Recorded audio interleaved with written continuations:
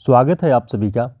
आज इस practice set में हम लोग हिंदी व्याकरण के कुछ महत्वपूर्ण बिंदुओं पर बातचीत करेंगे, जैसे विलोम शब्दों के समूह जो कुछ महत्वपूर्ण हैं, उपसर्ग और प्रत्ययों के बारे में यहाँ पर हम बातचीत करके जानेंगे और कुछ शब्दों को ध्यान में रखेंगे। जैसे शुरुआत करें तो देखते हैं अपव्ययी। अपव्ययी जो शब्द है इसका विलोम क्या होगा? मितव्ययी। जो अपव्यय करने वाला होता है और मितव्ययी माने जो संभाल कर खर्च करने वाला होता है, तो अपव्ययी मितव्ययी। अर्जन करने वाला एक होता है और एक व्ययन करने वाला होता है, तो अर्जन का विलोम व्ययन। अनेकांत का एकांत, अनैक्य का ऐक्य, अवनि का अंबर, गत का आगत। आगे देखते हैं कि जैसे प्रेम है, प्रेम शब्द का घृणा आप सभी जानते ही हैं। अथ माने आरंभ, इति माने समापन। अभ्यस्त, अभ्यस्त का जो विलोम होगा वो अनभ्यस्त होगा।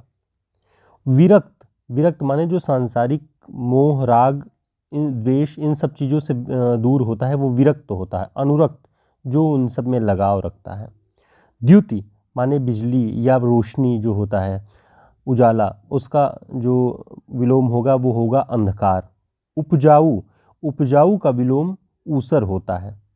उपमेय, उपमेय माने जिसकी उपमा की जा सके, और अनुपमेय उसका विलोम होगा। अनु उपसर्ग लग जाएगा इसमें। आगे और शब्द देखते हैं कि उपार्जित, उपार्जित का विलोम होगा अनुपार्जित।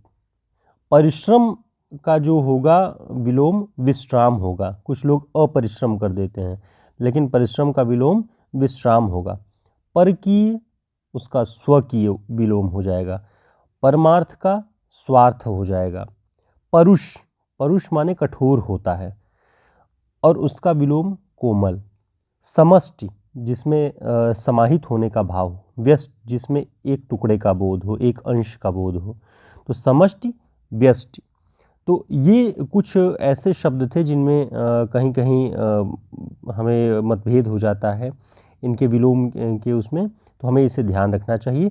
अब कुछ प्रत्ययों की पहचान के बारे में भी हम देख लेते हैं जो परीक्षाओं में बार बार पूछे भी गए हैं और आप सभी जानते होंगे, लेकिन इसका थोड़ा सा एक रिवीजन हम यहाँ पर कर रहे हैं ताकि ये रिवाइज हो जाए आपके लिए।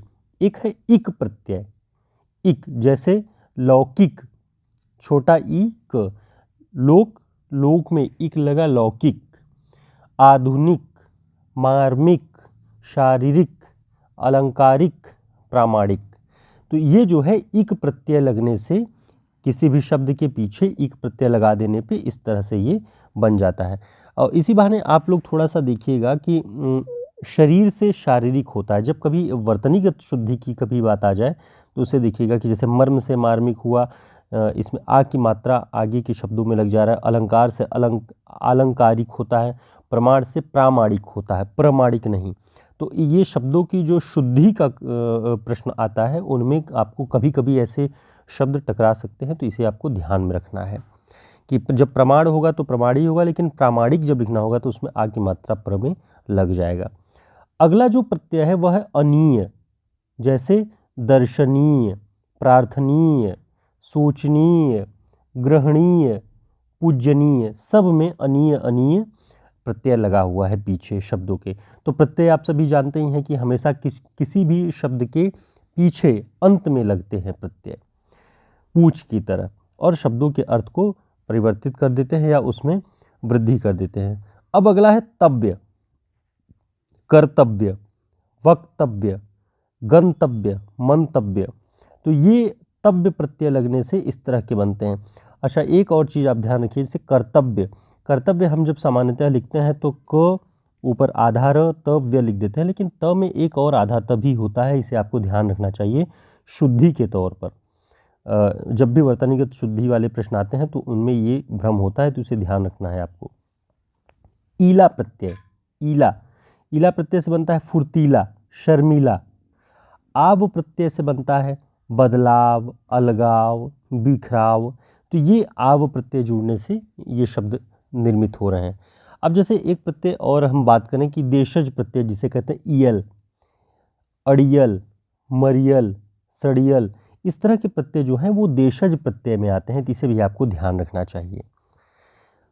उपसर्गों की बात करते हैं कि उपसर्गों में कुछ बहुत विशिष्ट हैं जो कि आप जानते हैं, उनका वर्गीकरण करके ध्यान रख लेना चाहिए। जैसे नकारात्मक उपसर्ग, तो आपको नकारात्मक उपसर्गों की एक सूची बना लेनी चाहिए, जिसमें अव, अप, दुर, कु इस तरह के जो शब्द हैं उपसर्ग हैं, ये हमेशा नकारात्मक अर्थ में आते हैं। जैसे अवमानना, अवसान, अपमान, ठीक, और दुर्बल, दुर्लभ, कुपुत्र, कुसंग, कुमार्ग, इस तरह के जो ये नकारात्मक श्रेणी वाले हैं, ये आपको ध्यान रखना होगा। अब जैसे सकारात्मक उपसर्ग सु और सम, सम माने कि म में हलंत लगा है, यानी आधा म है ये, तो ये लगभग सकारात्मक शब्दों की निर्मिति में काम आते हैं। जैसे सु लगा देंगे सुयोग, सुफल, सुलभ, और जो सम उपसर्ग है वो आप देखेंगे आपको संकल्प, ठीक, संस्कार। हम जब इन शब्दों का उच्चारण करते हैं तो लगता है कि संकल्प, संस्कार तो सन होना चाहिए, लेकिन ये होता सम है। सम माने स और म के नीचे हलंत आधा म। तो जब भी संकल्प, संस्कार, संग्रह, संतोष, संन्यास, संग्राम, इस तरह के जब शब्द आएंगे और इसमें उपसर्ग पूछे तो आपको सम बताना है, सन नहीं, सम। सम उपसर्ग लग के संतोष, संन्यास, संस्कार, संकल्प, ये सारे शब्द बने हुए हैं, ध्यान रखिएगा। आ उपसर्ग लगा करके बनते हैं, जैसे घात में आ लगा दिए तो आघात, आगमन।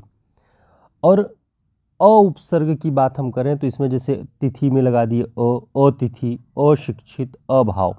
कभी कभी कुछ कुछ शब्दों में हमें भ्रम हो जाता है, जैसे पूछ लिया कि अप्रत्यय से, अ उपसर्ग से कौन से शब्द बने हैं। जैसे अभिमान में अ देखे तो हमने तड़ से लगा दिया कि अ लगा है तो यही होगा, लेकिन इसमें अ भी उपसर्ग है।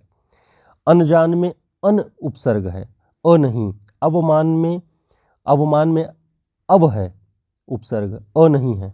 इसी तरह अनुमान में भी अ उपसर्ग नहीं है कि नुमान में अ लगा दिए तो अनुमान में नहीं, अनुपूरा उपसर्ग मान में लगा हुआ है। तो ये जो है कभी कभी भ्रम हो जाते हैं, इन भ्रमों को भी आपको ध्यान में रखना चाहिए, जिससे कि आपके प्रश्नों के उत्तर गलत न हो। तो इस तरह से हम देख रहे थे उपसर्गों के बारे में।